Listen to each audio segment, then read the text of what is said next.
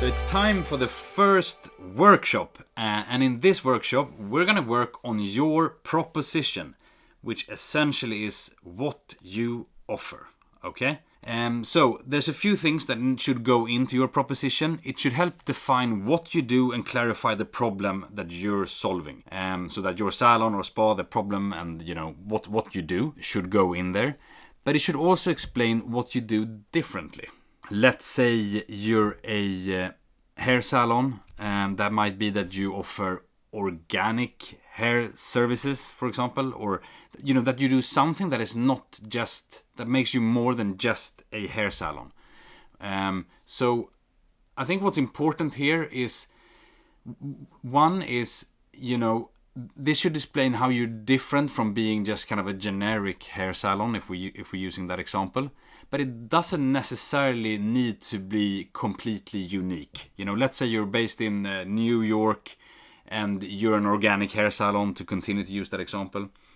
You're probably not the only organic hair salon in New York, but that's probably okay because there's enough people in New York where that would be relevant for.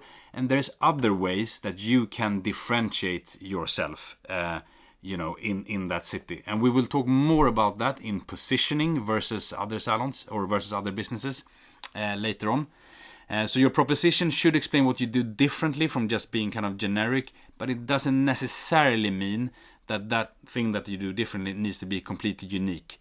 Because it's also important that what you do and how you are different is relevant for a large group of people, right? That would want to come to you as well. So it can be very good if you're unique, but it's also okay if you're not, if that's a big audience and or a big potential client that you could get use with that proposition, and we can differentiate ourselves in a different way. So that's really what should go into your proposition, and I would really keep this concise, keep it short and straight to the point to make this easy. We can look at some just examples of what this could look like. So let's say you're a hair salon. That could be that you offer premium and eco-friendly hair services. So that's kind of a little bit on the example that we just talked.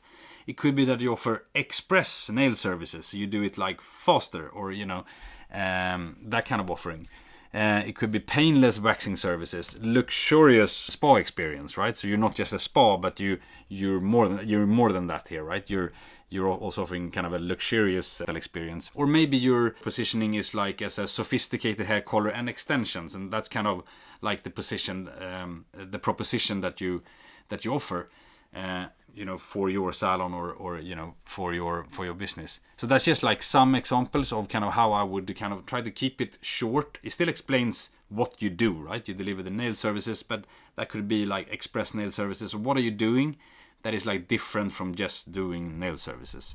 Okay, so that is what should go into your proposition. This can make a really big difference. If you remember from the example I gave in one of the early lessons, I think there was an example around Lisa's hair salon, right, which was just a generic hair salon, and then when a client comes and compares her salon versus another, she doesn't have anything that makes her different other than pricing, right? And the only way she can compete is pricing, because she's not different from just being a generic hair salon otherwise, right? And this is kind of where your proposition should encapsulate that and be clear on what you offer and how that is kind of more than just being kind of a generic hair salon in that case. So I hope that makes sense.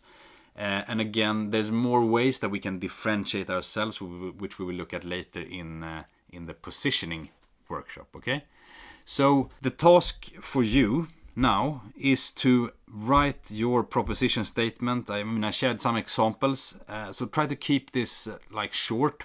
Write what is it that you deliver, what is it that you promise clients that you deliver. Try to keep it short and include how is that different from just being generic, and that will be a great starting point. And an important decision as well, if you're not yet clear on this, it's quite likely that you already have a clear picture in mind of what your proposition should be. But if not, this is an important decision that you will make, and then we will move forward, and we'll, as I touched on earlier, when we talk about positioning, we'll look at other ways to differentiate as well.